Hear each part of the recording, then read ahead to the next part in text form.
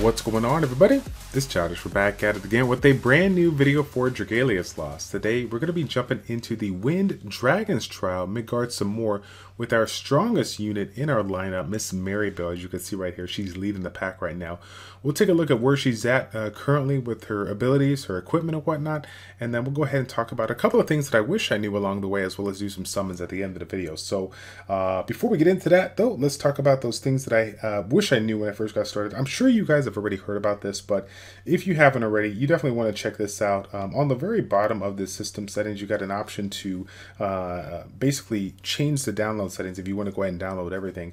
When I first got started, I was constantly downloading every single thing when I reached every new part of the story, and it got really old, it got really tired. But funny enough, I figured out that you could do that. So hopefully you guys, if you haven't done that already, definitely check that out. Now, the second thing that I want to showcase, and again, this is something that I always forget, because when we first get started in the game, we're playing around with a lot of different units out there, a lot of different adventures, and we're looking at trying to see which ones really work well for us. And so given the fact that well, we have these different types of units that have wield different weapons, one of the things that I did not realize is the fact that each specific type of weapon holder essentially has a different core ability. So if you see right here, I'm running a team right now that we have a staff, we have a wand, we have a sword, and we have a trident here. And so if you take a look on the top right there, we have the core abilities that are kind of set in place with regards to these units. So like if I was to switch out, let's say if I were to switch this unit out with here, you will notice that the my hero essentially also has a core ability that basically mimics the same one, the Dark Berserker, and I'm not going to be able to take advantage of it because we already have one in the party. So just make sure that when you guys are creating your composition, you're focusing on specific units that you want to go ahead and work on. You definitely don't want to double up on a unit with the same type of weapon, because you want to take full advantage of all the core abilities. And I don't know if you noticed there, but I also didn't get a chance to make it. I was honestly going to make a separate video for this, but I did some off camera summoning and whatnot, and I actually did get a new Nat 5 dragon there. You guys can see it right there. We pulled Leviathan, so I've been working on that unit. If I can find it here.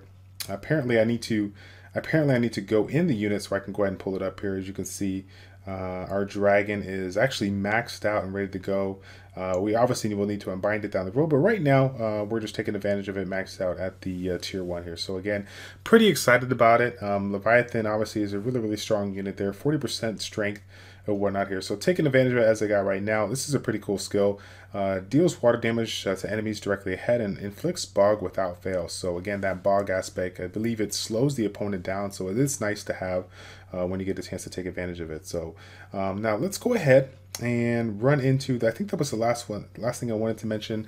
Oh, the only other thing that I wanted to mention was the skills, or sorry, correction, the weapons. So one of the things that you guys may notice, like if you take a look at one of your units here, actually let's see if I can find, let me go ahead and see if I can find one of my units here, and so we can take a look at the abilities. So this is one of the things that I honestly overlooked a little bit, and we're looking at skills, we're looking at what they can do, and the first two, as you can see when you see the picture on the right there with the person per se, it's basically saying that those are the skills that came with the unit, whereas this Shattering Whirlwind is an ability that actually comes with the weapon. So one of the things that has been constantly talked about in the community when it comes to this game is the 3-star weapons, the craftable weapons. Do you start crafting the 3-star, or do you just wait for the 4-star, 5-star? I think it's unanimous that you've got to get a lot more value if you save your resources for the higher grade stuff. But one of the things that I want to point out there, if we take a look at this basically this trident that we're using here, this 3-star tier 2-1, basically is something nice about it that I want to mention. It gives me this ability, Shattering Whirlwind, which of course is just a regular ability, right? It does a little bit of damage on AoE, but it's essentially an additional ability. And if you've been checking out some of the people in the community talking about the iframe, basically providing those using those skills at the right time when your boss does his special attacks, you're going to be in this invulnerable state. So given the fact that even though it's probably not in your best interest to focus on 3-star crafting units or 3-star crafting weapons, I actually got quite a bit of value from these for all of my units here, because I got an extra ability, and it's basically going to be there for me when I needed to use it on some of those AoEs. And given the fact that, you know, the higher you go, the delay of time when that initial, you know, skill casts, you know, we're not going to have that much downtime in between. So having that extra skill is really, really nice, and it has came in handy quite a bit here. So but either way, let's go ahead and hop into that first match. I need to find the events page so we can get to it here. Now, it's kind of crazy. I was actually really, really scared about my first run. As you guys can see, I actually got the expert clear. But funny enough, it was actually with a team that did not have any healer. And I could not believe it. Because, you know, when I think about the setup and whatnot, I feel like you just kind of need to have a healer here, unless you have a super OP. But funny enough, I ended up having another Maribelle on the team, and she happened to have like over 3,000 might or something like that. So I got a chance to see Maribelle firsthand, and honestly, her damage is insane. Like, the amount of damage that she does, her second skill, the single target attack, is pretty OP. I mean, all of her attacks are pretty nice, but the single target attack did some absurd amount of damage. So yeah, I'm pretty stoked to like level her up and actually see what she can do. Now, funny enough, this is probably the warning sign where we need to actually hop out of this one if we don't have a healer per se. I think yeah, I think Lily is actually a healer, and she's a little bit low on HP. Or sorry, a little bit low on might here. So I feel like with the low end of might, we might have to. Let's go ahead and see if we can bounce out and try to find one. Either we find one with a super high amount of might, or we find one with a balance of healer. Obviously, I would pick a healer myself, but you know, we're trying to showcase our new units, so let's go ahead and see what we can find here. All right, so this one here has a little bit more might. There's a Maribelle here with a little bit more, yeah, a little more HP. So this one is a little sketchy. We don't have a healer, but we do have a little bit more might. I'm gonna go ahead and try it. The last time I tried to win with might. With the non-healer, you know, composition, we had 10k might. So I don't know if it's gonna happen here, but let's see if we can micromanage our skills. So if you guys haven't taken this one on, this guy is a pretty interesting boss. I like the dragon strauss because they're just straight to the boss, and you don't have to deal with it. So looks like there was a little bit of lag there. So basically, as this type of you know, unit, this caster, I'm essentially just dodging my way and trying to stay away from this unit when I can here. I'm going to use that single target attack. As you guys can see, it was about 1,500 damage. I think it was like four attacks here that got it done. So now that the AoE is in, I'm going to go ahead and cast my AoE skill, try to take out those adds, and again, back away, making sure that I don't get stunned by this main boss. So now he's coming my way, trying to get out of the way. Oh, shoot. I just ran right into it. Oh, my God. I can't believe I dodged that. Holy cow. That was crazy. Okay. So we're really, really low on health, unfortunately. So let's get closer. Let's get closer to him. Try to do a little bit extra damage here. This one's more of an AoE, but let's see if we can keep on doing damage here. Okay, so far so good. Again, we're waiting to knock out that overdrive. I'm saving my dragon for when he breaks. If we can make it, we should be good. But right now, it's kind of interesting. Look at this. I think we got it. I think we still got it here, but we have to see. One of my players is kind of getting down. So let's keep on dodging him. It looks like his defense is down, so here we go. Let's go ahead and break him. Do some damage, and I think we can finish it off here. I hope we can finish it off. It looks like we're doing some good damage right now, but all of our players are really, really low on health, so we're in trouble right now. My AoE is not available. Actually, correction, it is available, so I'm going to go ahead and hit it right now. Try to take out all these units here, help out them, and then once I get back to the boss... Oh, wow, I got hit by his tornado here, so we get stunned. If you guys get stunned, this is going to hurt quite a bit here, so I might even be locked up forever now. Yeah, look at that, look at that. I won't even be able to come back from this now. Let me see if I can wing my way around here. So it looks like we lost 2 of our players. Let me go ahead and do this attack. Right when he did his attack, he resisted, but it looks like we dodged him a little bit. Let's keep on going. Keep on going. I think he's almost dead. Come on. Come on. Ooh, we got the hit. I got the kill. I think I lost 2 out of my 4 guys there. It looks like Maribelle has saved the day. What a way to finish that one off, dude. So, yes, this is why you want to bring a healer if you're kind of on the borderline. We barely made it, but we did get the job done. So, shout out to this group one time. I'll tell you what, dude.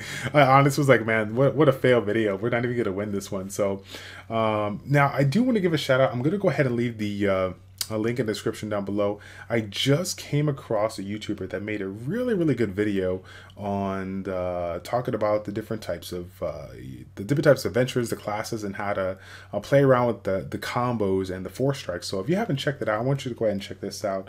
It's a really cool video, a lot of great information there. I'm really excited to actually check it out and test it out myself, so I can kind of get a feel for some of the different type of classes, different type of weapon classes here. So all right, so yeah, we've been working on that one. We were trying to get some of those green leaves there because we need them to go ahead and get Maribelle's last skill. I think I now have enough. Let's see if we got enough to get that thing.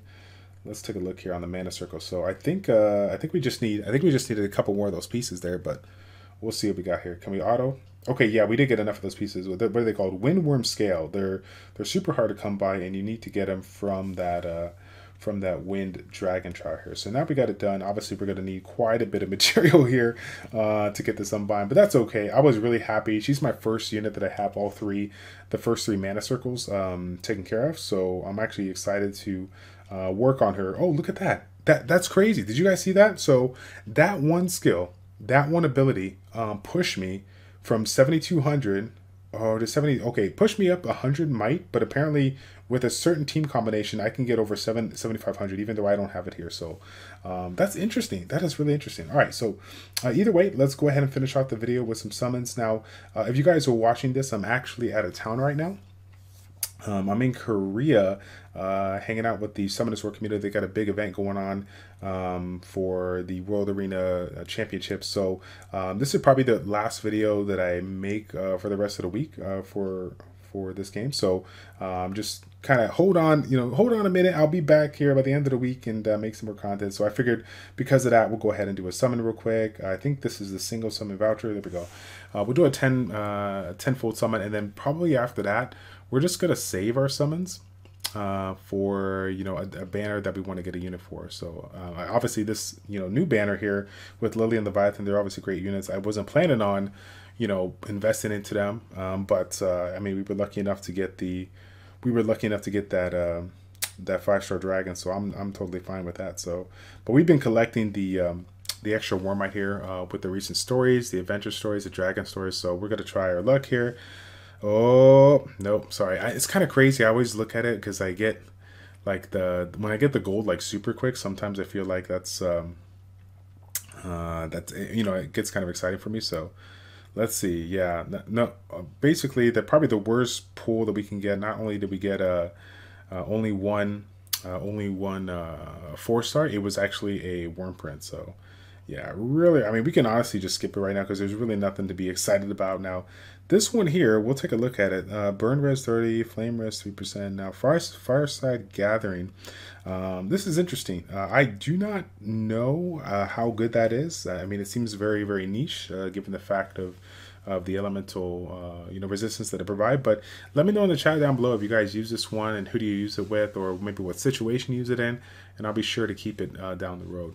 I think when I come back for a future video, I'm going to be talking about some of the free-to-play Wurmprints out there, some of the common ones that we generally see, and maybe ones that if you guys are not wailing out in this game, which ones you can definitely hold on to, invest into for the time being until you get some 4-star and 5-star Wurmprints. So outside of that, guys, thank you all so much for tuning in. It's your boy Childish, your ChildishPlays checking out. Take care, and we will see you all in the next episode of Dragalia's Lost. I'm out.